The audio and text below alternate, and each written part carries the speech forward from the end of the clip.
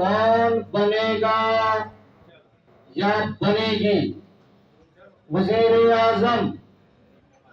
ہاتھ کھڑے کر دیں جی، کون بنے گا وزیر اعظم؟ باقی لوگ کیوں نہیں بنیں گے؟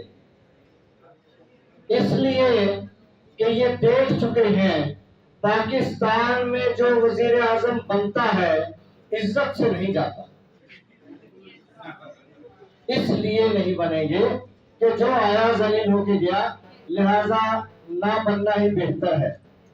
حقیقت یہ ہے کہ انہوں نے اپنے مقام کو پہچانا نہیں، جو بنے اور ذلیل ہو کے گئے انہوں نے اپنے مقام کو نہیں پہچانا، اپنی ذمہ داری کو نہیں پہچانا، اپنے آپ کو نہیں پہچانا، کیونکہ اپنے آپ کو پہچاننے کے لیے لازمی ہے کہ اللہ کی توحید کو پہچانا جائے، خودی کا سر نہا لا الہ الا اللہ۔